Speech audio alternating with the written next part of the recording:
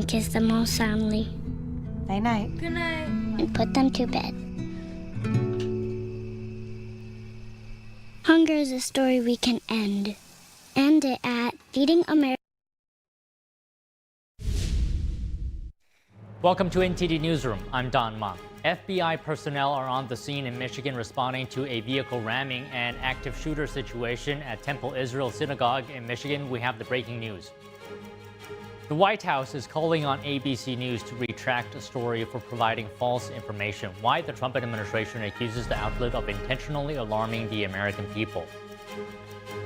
Oil prices surging again after Iran hits a U.S. tanker and other vessels in the Strait of Hormuz. Plus, the U.S. is releasing more than 170 million barrels of oil amid rising gas prices. What was a key tool that helped the U.S. and Israel successfully take down Iran's regime leader Ali Khamenei? Actually, Chinese surveillance cameras that were blanketing Iran's capital. We break it down. The Trump administration launches new trade probes on China, the EU, and other countries, which could result in new tariffs. A bipartisan pair of senators unveiling a new bill aimed at protecting the practitioners of the spiritual meditation practice Falun Gong and countering forced organ harvesting in China.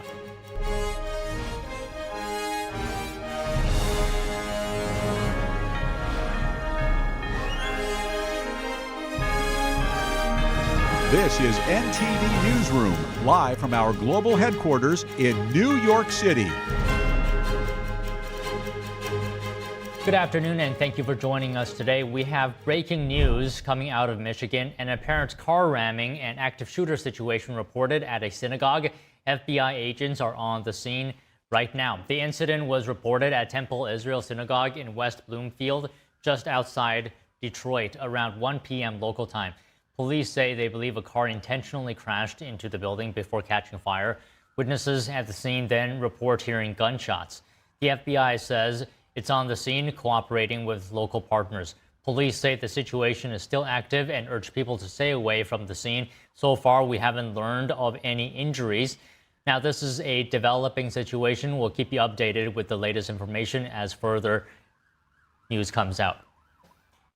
The U.S. military says Iran is losing air capability day by day. U.S. Central Command releasing footage yesterday showing strikes on 3 Iranian aircraft as well as strikes on boats and trucks. CENTCOM says U.S. forces aren't just defending against Iranian threats, but methodically dismantling them. President Trump adding the U.S. is striking the Iranian regime harder than virtually any country has been hit in history, and it's not done yet. Tensions in the Strait of Hormuz, a U.S.-owned oil tanker, was attacked near the southern coast of Iraq yesterday. Iraqi authorities say Iranian boats filled with explosives attacked the tanker, killing at least 1 crew member. The rest of the crew was rescued. Officials say another tanker was also targeted, a Maltese-flagged vessel operating in Iraqi waters. Iraqi authorities say the attacks threaten maritime safety and Iraq's energy sector. Several other ships across the region also reporting damage, among them a container ship flying the Japanese flag.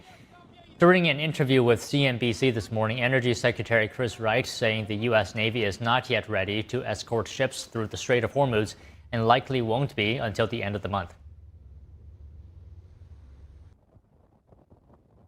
All of our military assets right now are focused on destroying Iran's ability to wage war and terrorize the neighborhood.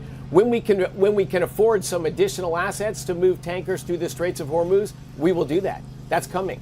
The Straits of Hormuz needs to be and will be reopened. The U.S. military is there to solve a long-term problem, which is Iran's had 47 years an ability to threaten the Straits of Hormuz. And not long from now, Iran would have nuclear arms and a massive missile program surrounding that. This was a can that could not be kicked down the road one more administration. We need to defang, and we are defanging Iran's abilities to threaten American troops in the areas, its allies, its neighbors, and global energy markets. So yes, you've got to go through short-term pain to solve a long-term problem. This is bold leadership of President Trump. This is what the world needs. Oil prices fell slightly this afternoon after passing the $100 per barrel mark. Brent futures were up 8% at $99 a barrel, while West Texas Intermediate crude was up almost 9% to over $93. The problem is Iran's behavior, Iran's military, Iran's threatening for American troops, their neighbors, energy markets for 47 years. But the disruption of oil, temporary disruption of oil through the Straits of Hormuz, that's what the Strategic Petroleum Reserve is for. So as we have a shortage of market coming through that avenue, we're going to bring oil to market through other avenues to get through a few weeks of a short-term dislocation to get to a much better place on the other side. It's the Asian refineries that we want to keep running and tamp down the price of oil to the extent we can through this few weeks crisis. President Trump's thinking long-term. He's not thinking about next month.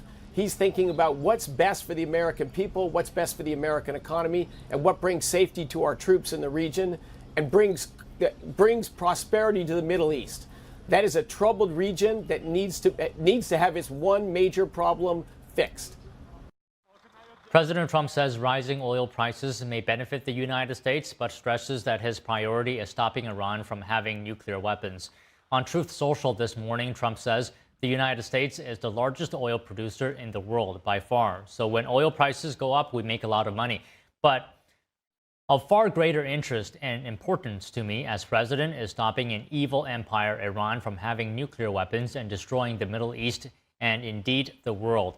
Trump ends his message by saying, "I won't ever let that happen." The Trump administration is tapping into the Strategic Petroleum Reserve to ease rising gas prices amid the war with Iran. NTD's Daniel Monahan reports on that, plus new threats from Tehran to raise the stakes. The Department of Energy announced 172 million barrels of oil will be released beginning next week. Energy Secretary Chris Wright says it will take approximately 120 days to deliver based on planned discharge rates. Wright accused previous administrations of leaving America's oil reserves drained and damaged. He says the Trump administration will replace these strategic reserves with approximately 200 million barrels within the next year. Wright says the most critical thing right now is the U.S. military degrading Iran's ability to project power, speaking on Fox News. Not just missiles for long range, but also their assets that impede travel through the Straits of Hormuz. We are every hour of every day degrading their military ability to threaten ships in the Straits of Hormuz. The Energy Secretary saying he hopes ship traffic will return to the Strait of Hormuz in the next few weeks and the world will return to normalcy. But not the normalcy of before, normalcy minus a heavily armed, wildly empowered, murderous regime. They will be near completely defanged and will not be able to threaten U.S. soldiers in the region. President Trump discussing the release of strategic reserve oil. We're going to be doing it very quickly, and then we'll fill it up. We'll fill up our reserves. Trump bringing up his first-term administration, filling up the reserves. You know, if you remember, I filled them up, and then I had a deal to go at the highest level, a level that's never been, and Schumer and the Democrats for $25, and it was turned down. Trump says his administration will focus on securing the Strait of Hormuz. The straits are in great shape. We've knocked out all of their boats. They have some missiles, but not very many. I think we're in very good shape. Meanwhile, the 32 member nations of the International Energy Agency unanimously agreed to release 400 million barrels of oil and refined products from their respective reserves. But Iran is hoping to undermine those efforts. Its military command warning the world to prepare for $200 a barrel oil prices as it struck 3 commercial vessels near the Strait of Hormuz. There have been 17 reports of incidents affecting vessels operating in the Arabian Gulf, the Strait of Hormuz, and the Gulf of Oman since the war began. Iran's Revolutionary Guards have warned that any ship passing through the narrow strait, which is just south of the country, will be targeted. Over to Asia, Japan will release 45 days' worth of strategic oil reserves as the war in Iran threatens supply chains. Crude oil tankers remain effectively blocked from passing through the Strait of Hormuz. We expect crude oil imports to drop sharply from late this month. Japan is dependent on the Middle East for around 95% of its oil supplies. Daniel Monahan, NTD News. Some commercial ships in the Strait of Hormuz and the Persian Gulf are now identifying themselves as Chinese. At least 8 vessels have changed their transponder signals to messages such as China owner, apparently to reduce the risk of being targeted. Analysts say Iran and affiliated groups have generally avoided ships linked to China, given Beijing's strong ties with Tehran.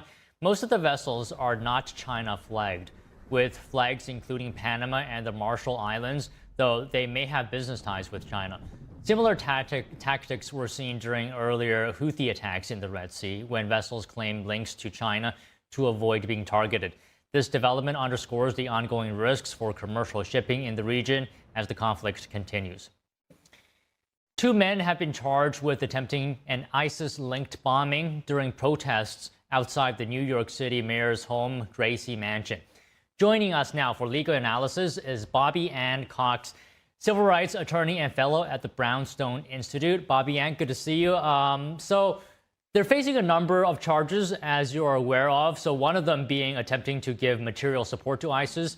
So how strong is the case based on what we know so far against them?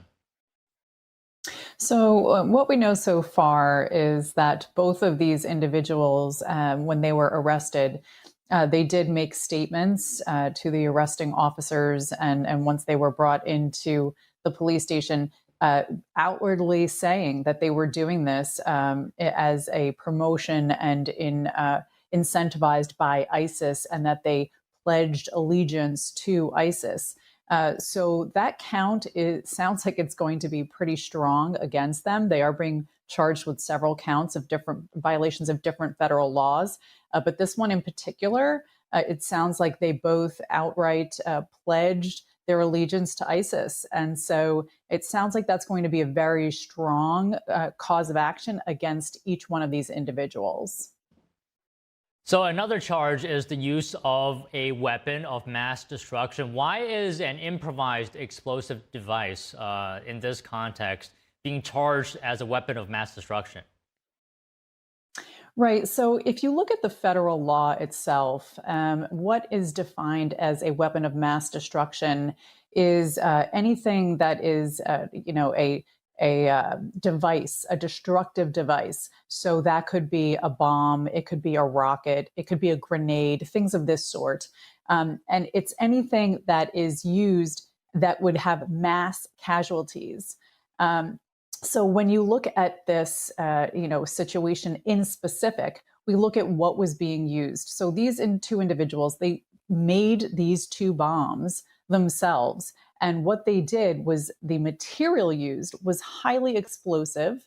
And then they wrapped it in shrapnel, what would have become shrapnel if they had detonated.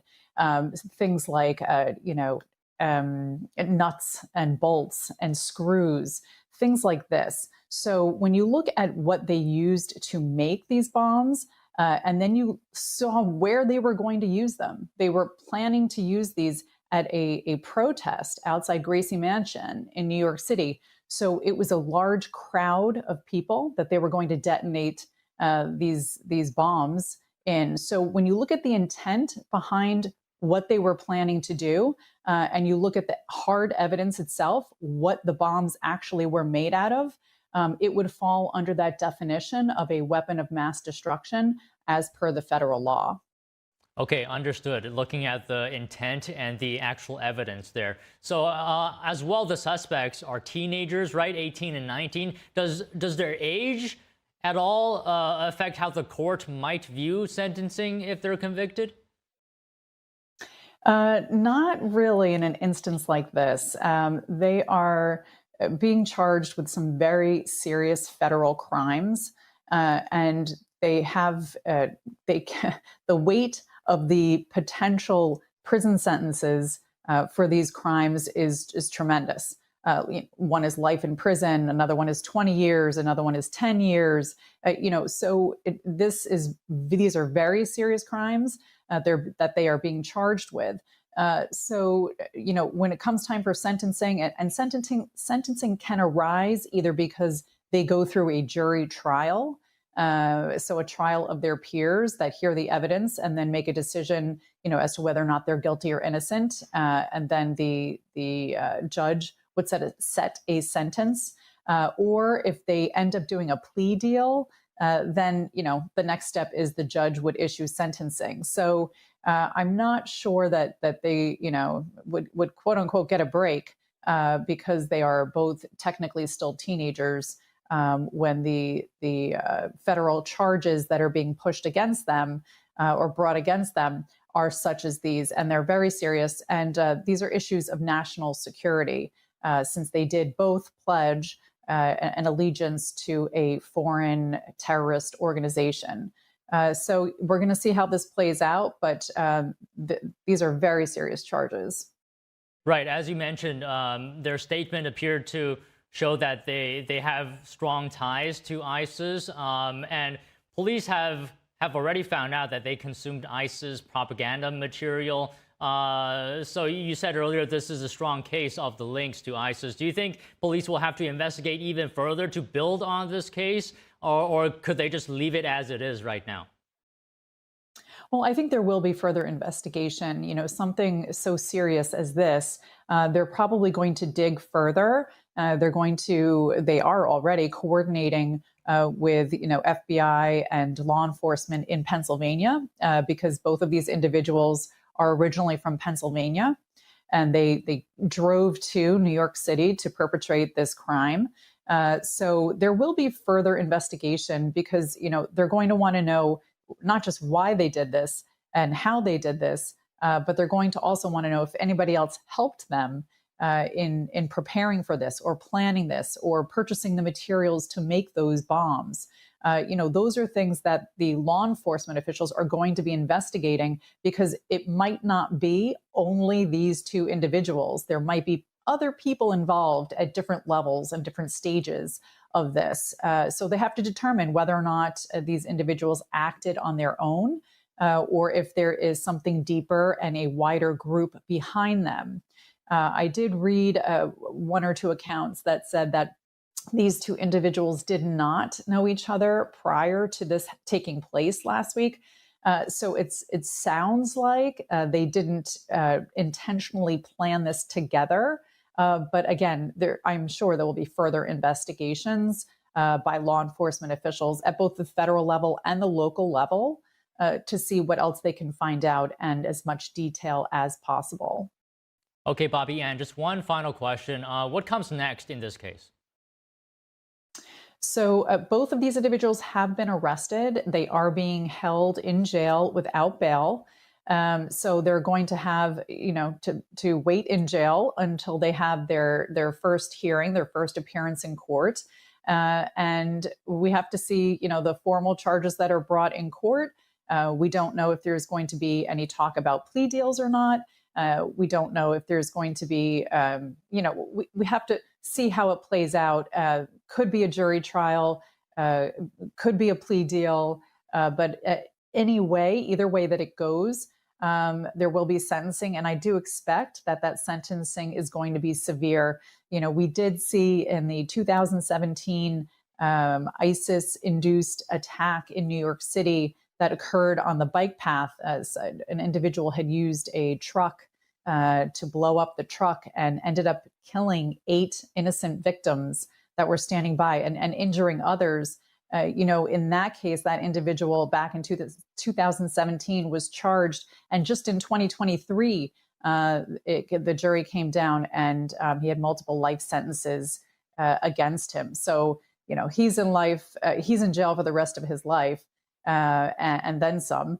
And so, these are serious charges. These are serious accusations, and we have to see how this plays out in court. Right. All right, Bobby Ann, thank you for speaking with us today. Good to talk to you. Yes, thanks for having me on. The Trump administration launches new trade probes on China, the EU, and other countries, which could result in new tariffs. More news after this break. Stay with us.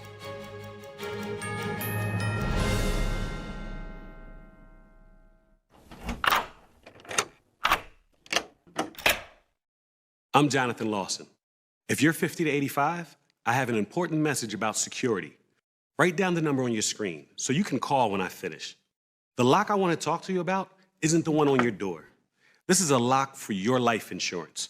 a rate lock that guarantees that once you're insured, your rate can never go up at any time for any reason.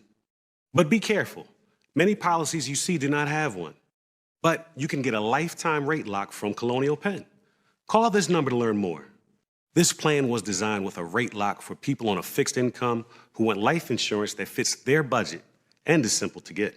Coverage options start at $9.95 a month, less than 35 cents a day. Act now, and your rate will be locked in for life. It will never increase, guaranteed. This is lifelong coverage that can never be canceled as long as you pay your premiums, guaranteed. And your acceptance is guaranteed, with no health questions. You cannot be turned down because of your health. Call for your information kit and read about this rate lock for yourself. You'll also get a free beneficiary planner. Both are free with no obligation. Don't miss out. Call for information, then decide. Read about the 30-day 100% money-back guarantee. Don't wait. Call this number now. Call now and you'll also get this free beneficiary planner. Use this valuable guide to record important information and your final wishes, and it's yours free just for calling. So don't wait. Call 1-800-357-4821 for your free information.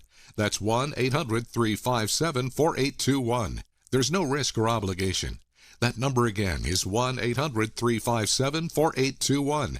That's 1-800-357-4821. 1-800-357-4821. Call now.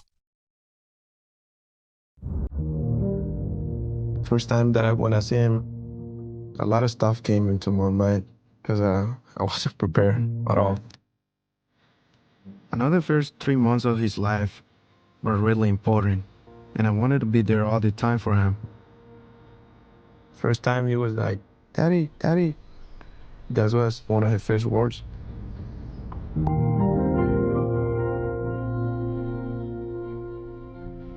He grew up so quick. He just surprised me every day. He's really smart. I really think he can be an astronaut, president. But I'm gonna support him for wherever he wants to be. Wherever you want to be, a photographer, musician, whatever. As a father, I guess you don't focus on you. I put himself first. That's what a dad does.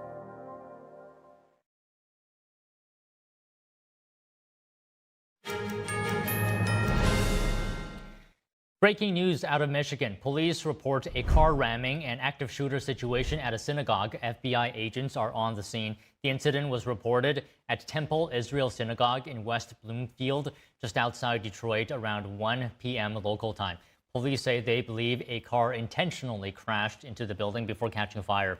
Witnesses at the scene then report hearing gunshots. Local police say security personnel engaged with one gunman in gunfire. Police don't have him in custody and don't know his identity yet. The synagogue is home to a preschool. The school says all students and staff are safe. The FBI says it's on the scene cooperating with local partners. Police say the situation is still active and urged people to stay away from the scene. So far, we haven't learned of any other injuries. As this is a developing situation, we'll keep you updated with the latest information. A shooter opened fire at Old Dominion University in Virginia this morning, injuring 2 people. The gunman is dead. It wasn't immediately clear how the shooter died. Old Dominion has canceled classes and suspended all operations on its main campus for the rest of the day. The university urged people to avoid the area around Constant Hall while emergency personnel continue to work. Agents from the Bureau of Alcohol, Tobacco, Firearms, and Explosives were on the scene. Old Dominion said it would provide an update this afternoon. A judge in Georgia denies a defense motion for a new trial after a Venezuelan national was convicted of killing nursing student Laken Riley. The judge said the evidence supporting his conviction was overwhelming. Here's more. Lawyers for Jose Ibarra argued his constitutional rights were violated when the judge denied 2 pretrial defense motions. In one motion, the defense had asked for a delay to review DNA evidence. In another, defense attorneys argued that cell phones seized from Ibarra's apartment weren't listed in a search warrant. Ibarra entered the U.S. illegally in 2022 and was allowed to stay while he pursued his immigration case. Prosecutors said Ibarra killed Riley while she was running on the University of Georgia campus in Athens in February 2024. After Ibarra waived his right to a jury trial, the judge found him guilty of murder and sentenced him to life in prison. The number of Americans filing for new applications for unemployment benefits fell last week after an unexpected uptick in unemployment in February. The Labor Department reported that initial claims for state unemployment benefits dropped by 1,000 to a seasonally adjusted 213,000. Claims have hovered between 199,000 to 232,000 this year amid low layoffs. The department reported last week that non-farm payrolls decreased by 92,000 jobs in February, the sixth decline since January 2025. The number of people receiving unemployment benefits for the week ended February 28th dropped 21,000 to a seasonally adjusted 1.85 million. The unemployment rate increased to 4.4% in February from 4.3% in January. The Trump administration has launched a new trade investigation under the Trade Act. Trade Representative Jamieson Greer said the probes will examine excess industrial capacity in 16 major trading partners. The countries include China, the European Union, India, Japan, South Korea, and Mexico. The investigations will determine whether foreign policies and practices are unfairly displacing U.S. manufacturing and restricting commerce. A second investigation will focus on imports produced with forced labor, targeting roughly 60 countries. These inquiries could lead to new tariffs or import restrictions. Greer says the administration aims to complete the investigations quickly and will hold hearings for public comments in the coming weeks and months. Trading partners have been notified and will be consulted as part of the process. The U.S. relies heavily on China for generic drug ingredients, and lawmakers say that's a growing national security concern. Today, the Senate Committee on Aging held a hearing to discuss the risks and possible solutions. NTD's Chris Bob has the latest from Washington. What if I told you that Communist China, an adversary of the United States, has sole control of the building blocks of many of the medicines seniors Americans rely on? Lawmakers on the Senate Special Committee on Aging held a hearing Wednesday examining America's dependence on foreign drug manufacturing. China's regime believes it's at war with us.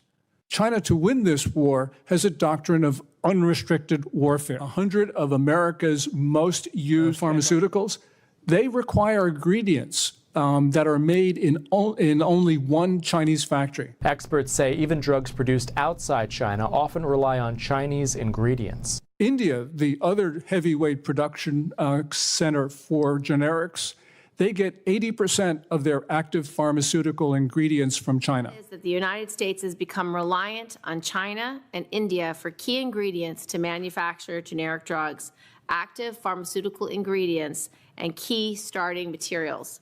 Congress must empower the FDA to conduct rigorous oversight to make sure foreign manufacturers comply with our safety standards.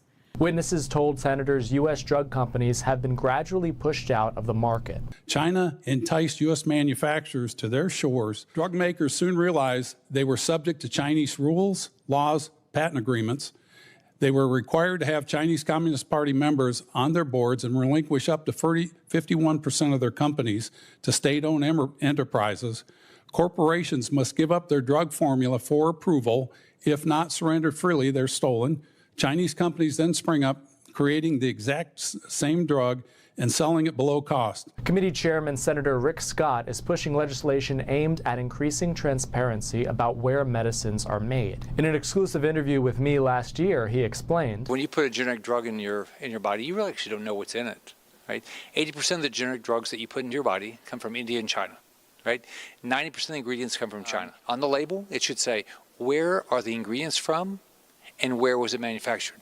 He said our supply chain is vulnerable during a geopolitical crisis. You know, if we go to war, which none of us want to go to war, but logically the country that we'll go to war with is the same country we're dependent on, China, which is foolish, right? Witnesses also discussed economic tools that could help rebuild U.S. production. Can we use tariffs to help us out with China? Section 232 tariffs, I think, are very important in that regard. And if the president were to invoke the Defense Production Act, These are things that could stimulate domestic production immediately. But we don't have time to play around with this. This is imperative that we get this done within the next year and a half, 2 years, period. Senator Scott and colleagues have introduced the bipartisan Clear Labels Act, which would require drug labels to disclose where ingredients and finished products are made and give patients more transparency about what they're taking. Reporting from Washington, D.C., Chris Bobb, NTD News. A bipartisan pair of senators unveiling a new bill aimed at protecting Falun Gong practitioners and countering forced organ harvesting in China. Here's more. The bill is sponsored by Senators Ted Cruz and Jeff Merkley, and it's called the Falun Gong and Victims of Forced Organ Harvesting Protection Act. It targets foreign nationals deemed complicit in forced organ harvesting. Those individuals would be blocked from entering the U.S. or conducting U.S.-based transactions. Violating those sanctions could lead to significant financial penalties or even prison time. It would also require the U.S. government to report on China's organ transplant system and restrict cooperation with Chinese institutions in the field of transplantation. Senator Ted Cruz says the Chinese Communist Party runs a brutal state-backed organ harvesting system, and it targets people for their faith. He says Falun Gong practitioners are among those most heavily persecuted, calling the actions a serious violation of religious freedom as well as human rights. Falun Gong, also known as Falun Dafa, is a meditation practice with teachings focused on truthfulness, compassion, and forbearance. It's faced more than 26 years of deadly persecution in China, including constant police harassment, arbitrary arrests, imprisonment, and even torture. In 2019, the China Tribunal held in the UK concluded that forced organ harvesting is happening on a large scale in China, with Falun Gong practitioners being the main group that's targeted. Texas Senator John Cornyn says he would support ending the filibuster to pass the contentious Save America Act. The move comes as Cornyn seeks President Trump's endorsement in his Republican primary runoff against Texas Attorney General Ken Paxton. Cornyn saying he supports whatever changes to Senate rules that may be necessary to move the Save America Act forward and fund the Department of Homeland Security. The Texas senator has long defended the filibuster as a safeguard in the Senate, but he says the political reality in Washington has changed. The Save America Act would require individuals to prove U.S. citizenship to register to vote in federal elections. Republican leaders are now preparing to bring the bill to the Senate floor. They're planning for days of marathon sessions, including possibly scheduling overnight sessions to force Democrats to stay on the floor. President Trump says America is returning to real energy dominance, announcing the opening of the first new U.S. oil refinery in 50 years. We discuss the importance of energy independence with an energy expert.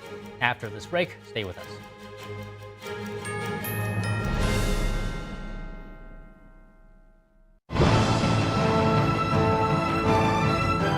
Absolutely perfection. Hands down, the best show I've ever seen. I almost cried like 8 times. I don't think anybody realizes how good this show is until you actually get into the theater and see it. I feel better about the world. I feel uplifted. It fills the cup with joy. Could not get enough of it. You have to come see it. It's a must-see. Must-see.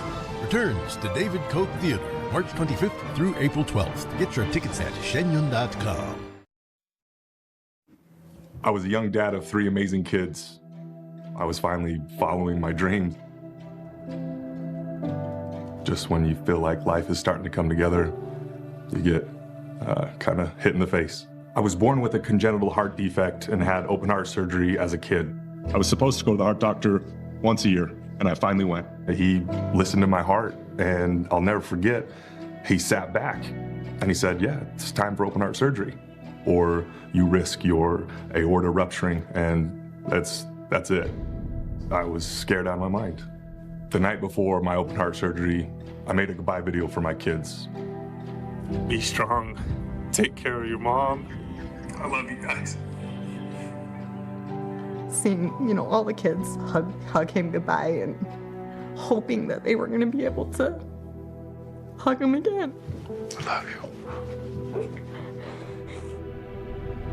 But I did make it, thanks to the work of the American Heart Association. So that's why I'm asking you to join me. Please call now or go to helpheart.org. For only $19 a month, just 63 cents a day, you can help get the next person trained in CPR get the next hospital certified in high-quality cardiovascular care, as well as fund the next medical breakthrough like these heart valves that helped save my life. When you give $19 a month with your credit card, we'll send you this special t-shirt to show you're a part of our community of monthly donors. I'm most grateful that I get to have a husband that I get to grow old with, and a husband that gets to be there for his children. I believe without the American Heart Association, I would not be here today. If this can happen to me, it can happen to you, it can happen to anybody. Your donation can literally help save a life. Please call the number on your screen or go to helpheart.org now to become a monthly donor. Every day, thousands of kids start vaping. And I can't let this happen to my kid. So if you want to talk to your kids, you have to get it trending.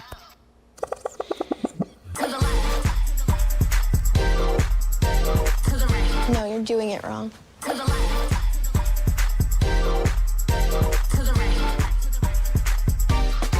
Let's go. Can we talk? Yeah, what's up? Visit talkaboutVaping.org for tips on when and how to have the vape talk.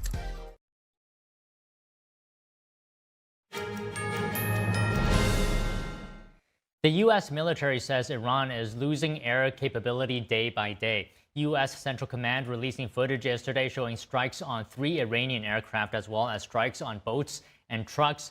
CENTCOM says U.S. forces aren't just defending against Iranian threats, but methodically dismantling them. President Trump adding the U.S. is striking the Iranian regime harder than virtually any country has been hit in history, and it's not done yet. The White House is calling on ABC News to retract a story for providing false information. The Trump administration accuses the outlet of intentionally alarming the American people. ABC published this article saying, quote, "The FBI warns police in California that Iran wants to retaliate for U.S. attacks by launching drones against the West Coast." However, the White House says ABC wrote the article based on just one email that was sent to local law enforcement in California about a single unverified tip. What's more, the email sent to police starts off by saying, "We recently acquired unverified information." The ABC article includes that exact quote, but without the word unverified. The White House now states that, quote, "This post and story should be immediately retracted by ABC News for providing false information to intentionally alarm the American people." And a fire broke out on the world's largest aircraft carrier, the USS Gerald R. Ford. The carrier is operating in the Red Sea in support of Operation Epic Fury. The U.S. Fifth Fleet says the fire originated in the ship's main laundry spaces and has been contained. The cause of the fire was not combat-related. So far, the Navy has found no damage to the ship's propulsion plant, and the aircraft carrier remains fully operational. The fleet says 2 sailors are currently receiving medical treatment for non-life-threatening injuries. They're in stable condition. The Navy says it will provide more information and will keep you updated on this.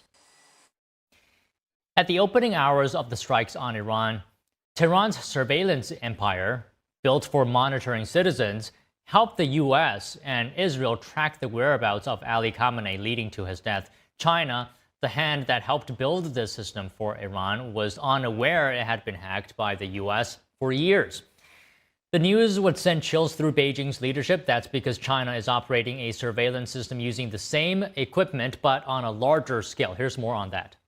According to a Financial Times report last week, before the strikes, U.S. and Israeli intelligence have been observing Iran's streets for years. They used AI models to analyze real-time footage, systematically understanding the regime's internal operations.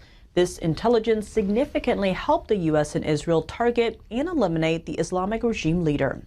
An Israeli intelligence official told the paper that they knew Tehran like they knew Jerusalem. It's worth noting those same surveillance cameras are also stationed around Beijing streets right now. Top Chinese manufacturers, including Hikvision, Dahua, and Entd, supply the Islamic regime with surveillance tech ranging from softwares to equipments for decades.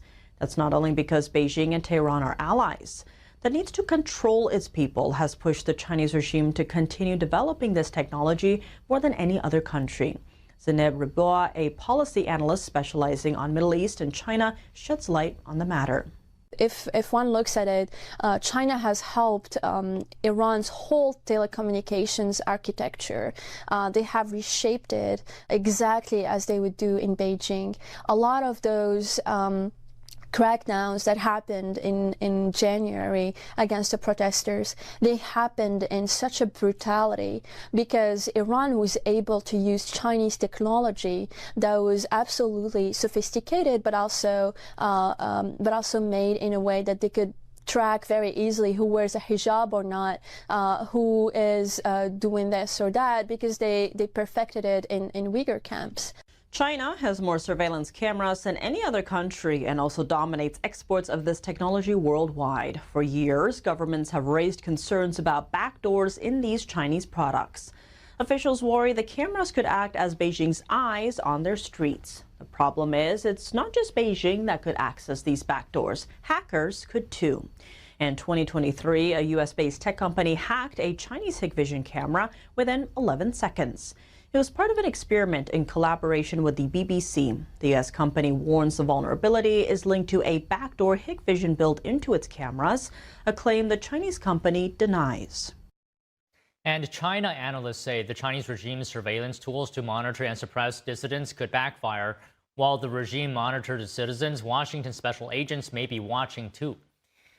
Meanwhile, the Trump administration is suing California. The Transportation Department says the state's zero-emission vehicle and tailpipe emission standards are preempted by federal law.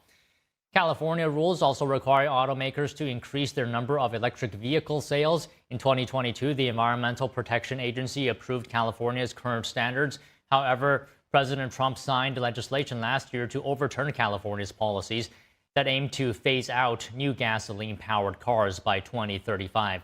The lawsuit wants a ruling declaring that all zero-emission vehicle mandates by California are unlawful and unenforceable. In August, the Trump administration sued California to stop the state from enforcing stringent emissions standards for heavy-duty trucks. President Trump says America is returning to real energy dominance, announcing the opening of the first new U.S. oil refinery in 50 years in Brownsville, Texas. Joining us now to talk about this is Daniel Turner, founder and executive director of Power the Future. Daniel, good afternoon to you. Can I just first off, your reaction to the $300 billion oil facility? It's a huge step in the right direction. The refining problem has always been a choke point. You can produce all the crude that you want, and we are producing a record amount right now, 13.6 million barrels.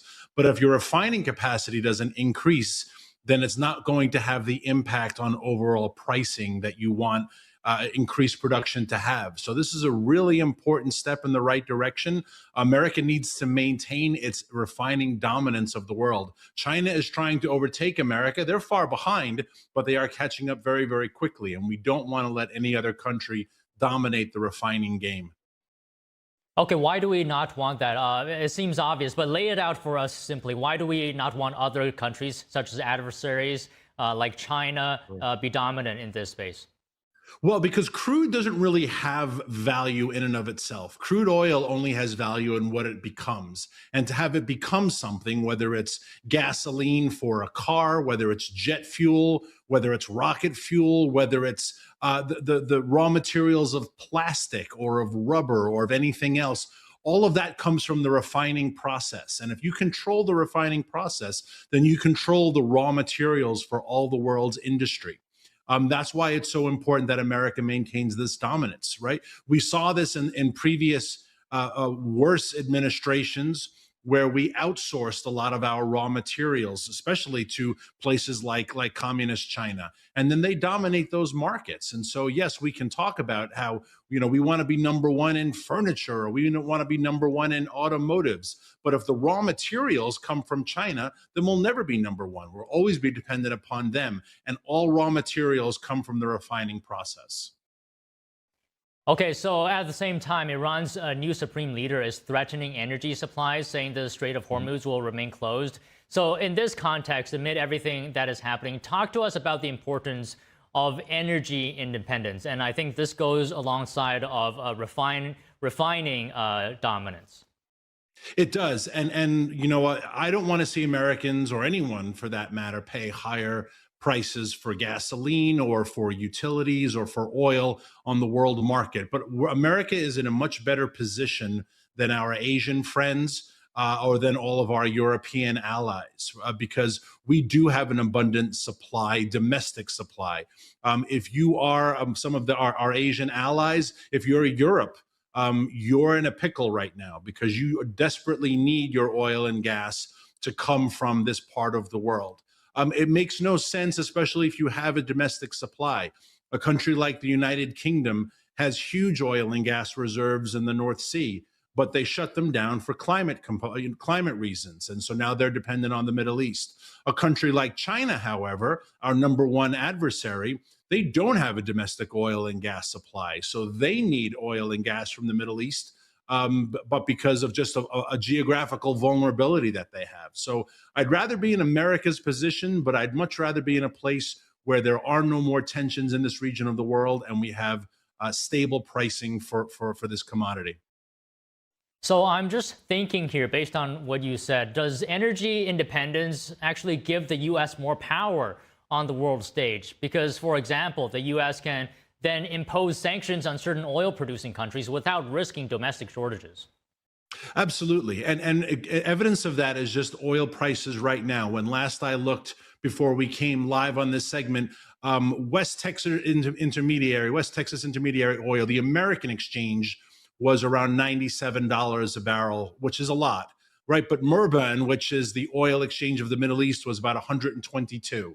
That's a $25 a barrel difference. That's a huge difference. And the difference is that American oil and gas, American oil numbers are domestic. We know we don't have a supply problem, but the Middle East does, right? They're having a transportation problem. They're stopping producing oil because they don't have a place to store it, because their storage is full, because they can't export it out because of the straits being closed. So that's an example of how energy dominance, domestic energy dominance, is so key to our survival, because our prices are $25 a barrel lower.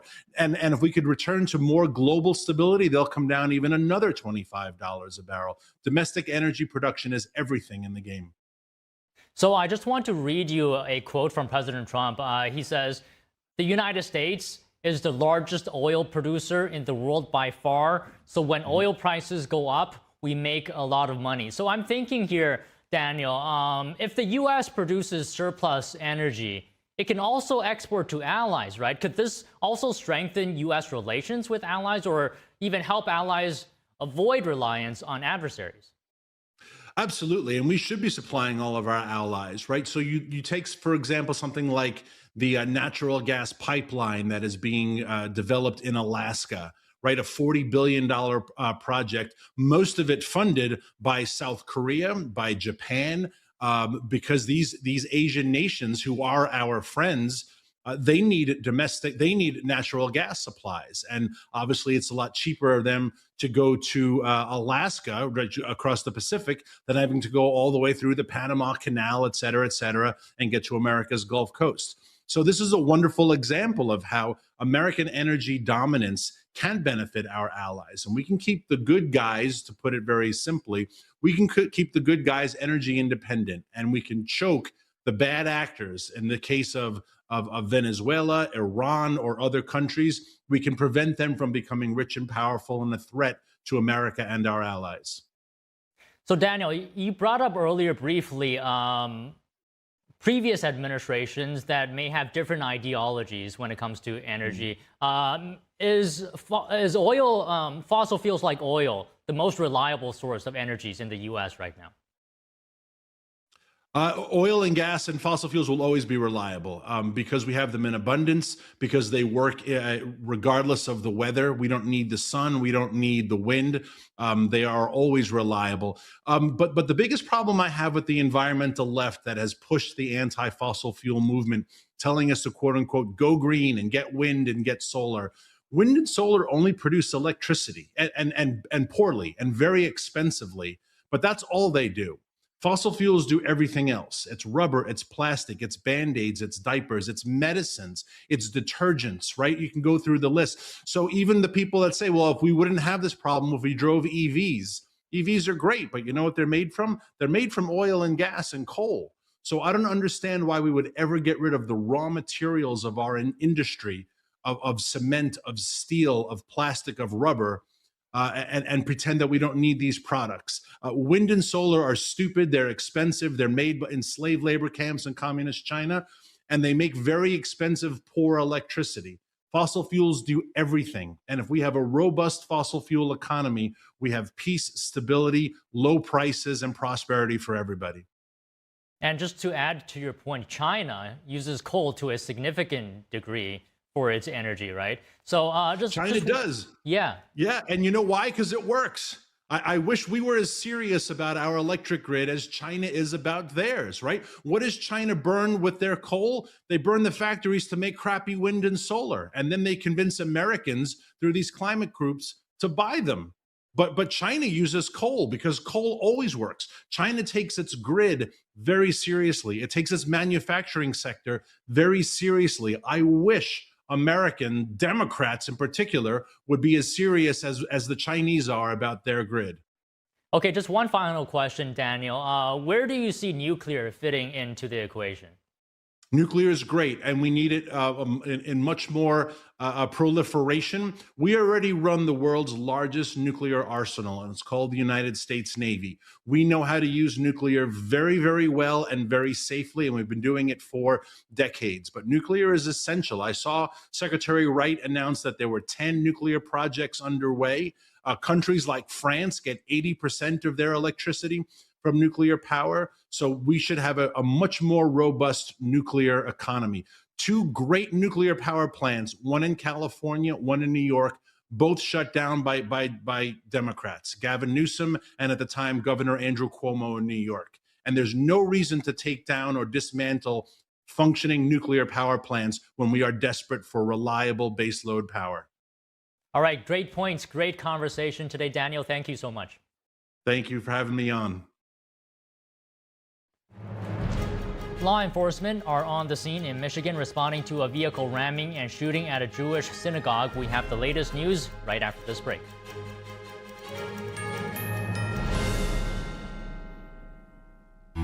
This land, our America, built on hard work, determination, and grit. Sometimes the days run long, but hope, it never runs out. Even when the food does, for America's veterans, working parents, even kids. Because in every corner of every town, even yours, millions of hardworking neighbors are facing a hunger crisis. Many for the very first time. In this land of plenty, affording food shouldn't require second jobs and third shifts or choosing between your groceries and bills. Today, you can help change that. Call or go online to helpfeedingamerica.org and give $19 a month, less than 63 cents a day, to help every neighbor get the food they urgently need. Because taking care of each other is what makes America strong. We're Feeding America, not just a name, but an action. Working with over 200 local food banks like the ones in your community, and demand is soaring. You go to the grocery store, you spend $100, and $100 is a new $20 bill. Even with 2 full-time jobs, it's hard to make ends meet. These are tough times, but when we stand together, we become the very best of a strong America. Please call or go online to helpfeedingamerica.org. Just $19 a month can feed a family today, and your first gift can double an impact. Plus, we'll send you this free canvas bag as a reminder of the hope you're delivering. When it comes down to it, it's about taking care of your family first and the loved ones that you need to provide for. Because you're not just giving food, you're fueling resilience for people across the nation. You're feeding America.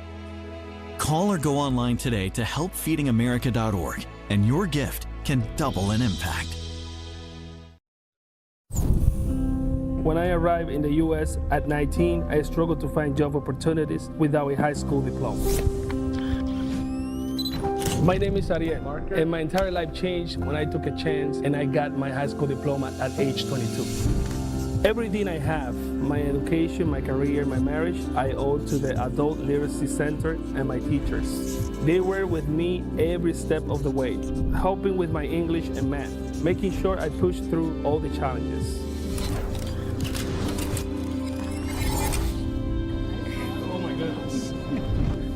Ariel, we made this here just for you. It has notes from other people that are here. Your achievement has set an example for so many students. Most importantly, your daughter. Education was the key that unlocked all my opportunities. When you graduate, they graduate. Visit finishyourdiploma.org to find free and supportive adult education centers near you.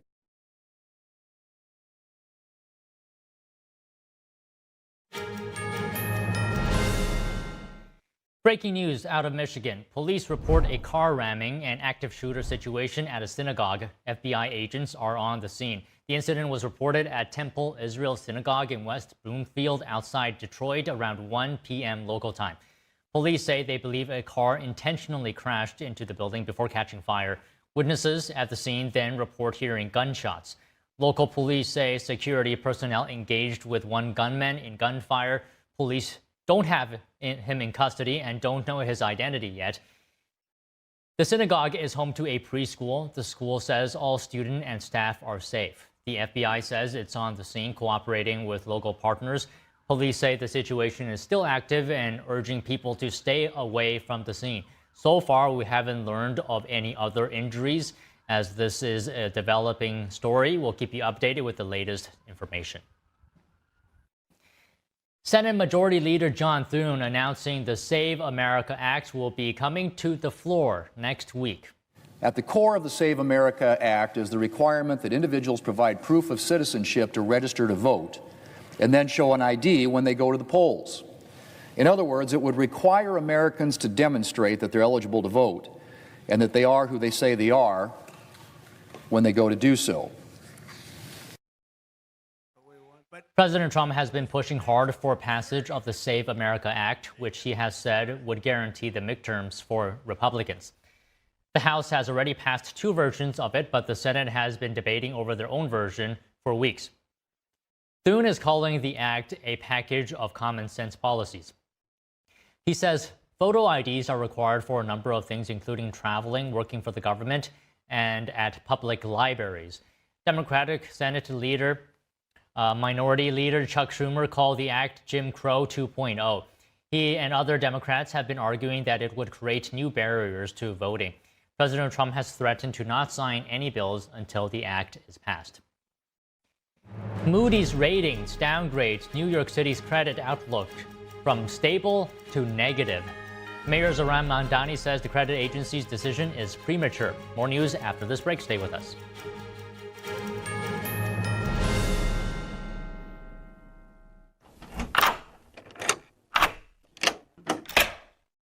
I'm Jonathan Lawson. If you're 50 to 85, I have an important message about security.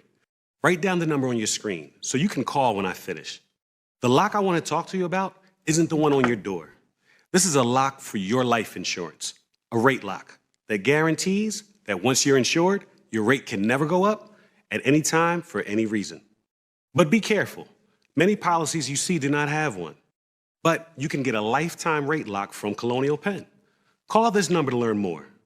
This plan was designed with a rate lock for people on a fixed income who want life insurance that fits their budget and is simple to get. Coverage options start at $9.95 a month, less than 35 cents a day. Act now, and your rate will be locked in for life. It will never increase, guaranteed. This is lifelong coverage that can never be canceled as long as you pay your premiums, guaranteed. And your acceptance is guaranteed, with no health questions. You cannot be turned down because of your health. Call for your information kit and read about this rate lock for yourself. You'll also get a free beneficiary planner. Both are free with no obligation. Don't miss out. Call for information, then decide. Read about the 30-day 100% money-back guarantee. Don't wait. Call this number now. Call now and you'll also get this free beneficiary planner. Use this valuable guide to record important information and your final wishes, and it's yours free just for calling. So don't wait. Call 1-800-357-4821 for your free information. That's 1-800-357-4821. There's no risk or obligation. That number again is 1-800-357-4821. That's 1-800-357-4821. 1-800-357-4821. Call now. My biggest fear in the middle of my addiction was that I would never be able to get over it and that my kids wouldn't have a father. I overdosed on heroin and I lived.